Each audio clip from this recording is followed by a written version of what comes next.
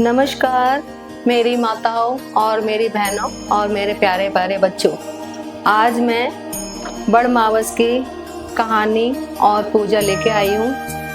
इस बड़मावस में क्या होता है, कब आती है, वो सब मैं आपको बताऊंगी। बड़मावस जेठ कृष्ण पक्ष की अमावस्या को मनाया जाता है। इसे बड़मावस भी कहते हैं और बड़ वृक्ष की पूजा भी करना कहते हैं। इसमें हम बड़ के पेड़ की पूजा करते हैं और जो सामान लेते हैं जैसे जल का लोटा, मोली या कच्चा सूत, रोली, चावल, गुड़ लेते हैं, एक दिया लेते हैं और जोत जलाकर बड़ के पेड़ के नीचे उसको रखते हैं।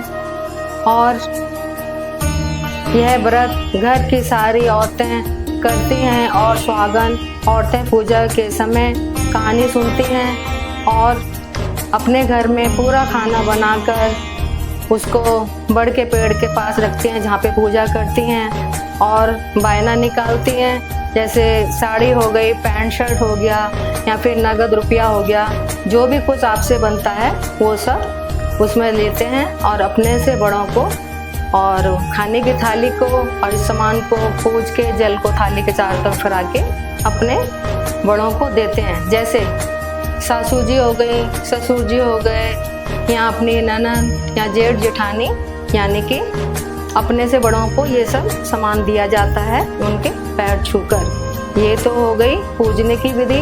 अब मैं आपको इसकी कहानी सुनाती हूँ, तो अब ये कहानी सुनिए।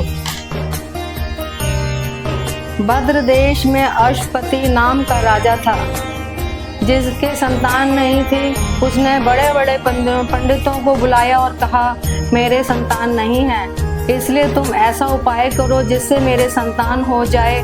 पंडित बोले, भाई संतान तो तुम्हारी एक पुत्री लिखी है जो 12 वर्ष की आयु में विधवा हो जाएगी।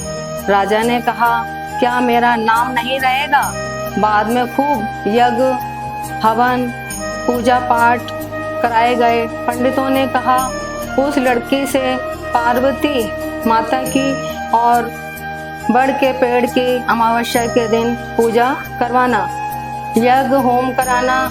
उसकी स्त्री गर्भवती हो गई तो पंडितों ने उसकी जन्मपत्री देखकर कहा, जिस दिन यह कन्या 12 वर्ष की होगी उस दिन इसका विधवा हो जाना का योग है, इसलिए इससे पार्वती जी और बड़ के पेड़ की अमावस्या के दिन पूजा कराना। उस लड़की का नाम सावित्री रखा गया। जब सावित्री बड़ी हुई तो उसका विवाह सत्यवान नाम के लड़के के साथ कर दिया गया। सावित्री के सास ससुर अंधे थे, उनकी वह बहुत सेवा करती थी और सत्यवान जंगल से लकड़ी तोड़कर लाया करता था। और सावित्री को मालूम था कि वह जिस दिन 12 वर्ष की होगी उस दिन मेरे पति की मृत्यु हो जाएगी। जिस दिन वह 12 वर्ष की हुई उस दिन वह अपने पति के साथ हाथ जोड़कर बोली, आज मैं भी आपके साथ चलूंगी। सत्यवान बोला, तू मेरे साथ चलेगी तो मेरे अंधे माँ बाप की कौन सेवा करेगा? अगर वह कहेंगे तो मैं तुझे लेके चलूंगा। फिर वह अपने सास ससुर के पास गई और जाकर बोला, आप कहें तो आज मैं जंगल में अपने पति के साथ चली जाऊं। वे बोले, बहुत अच्छी बात है, चली जाओ। जंगल में जाकर सावित्री तो लकड़ी तोड़ने लगी और सत्यवान पेड़ की छाया में सो गया।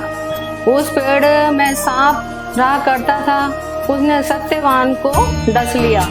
वह अपने पति को गोदी में लेकर रोने लगी। महादेव और माता पार्वती जी वहां से होकर जा रहे थे। उसने उनके पैर पकड़ लिए और बोली, मेरे पति को जिंदा कर दो। वे बोले कि आज बड़मावस है, तू उसकी पूजा करेगी तो तेरा पति जिंदा हो जाएगा। फिर वह खूब प्रेम से बड़ पेड़ की पूजा करने लगी। बड़ अमावस्या के पत्तों का उसने गहना बनाकर पहना जो हीरे मोती के हो गए। इतने में धर्मराज का दूत आ गया और उसके पति को ले जाने लगा। सावित्री ने उसके पैर पकड़ लिए। धर्मराज बोला कि तू वरदान मांग। सावित्री ने कहा कि मेरे माँ बाप के पुत्र नहीं हैं, वे पुत्रवान हो जाएं। धर्मराज बोला कि सत्य वचन हो जाएं तेरे।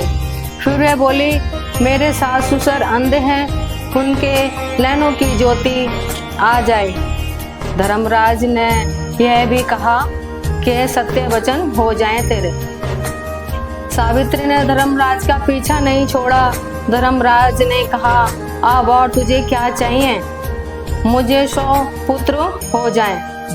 धर्मराज बोला, तथास्तु, यानी कि जैसे तुमने कहा वैसा ही हो।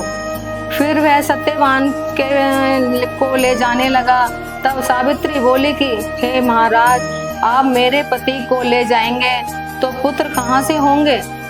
धर्मराज ने कहा, हे सती, तेरा स्वाग तो नहीं था, परंतु बड़ अमावस्या की पूजा तूने की है, पेड़ की पूजा की है करने से, और पार्वती जी की पूजा करने से तेरा पति जीवित हो जाएगा। और सारे शहर में ढिंढोरा पिटवा दिया कि कहते सुनते जेठ की अमावस्या की, और जो पूजा करेगा बड़ अमावस की पूजा करेगा और बड़ के पत्तों का गहना बनाकर पहनेगा और अपने से बड़े को वायना देगा, उसकी सब मनोकामना पूरी हो जाएंगी। हे महाराज, जैसे आपने बड़ अमावस्या की पूजा करने से सावित्री को सुहाग दिया, उसी प्रकार सबको देना। जो भी इस कहानी को कहता सुनता है, उसकी सब मनोकामनाएं पूर्ण होती हैं।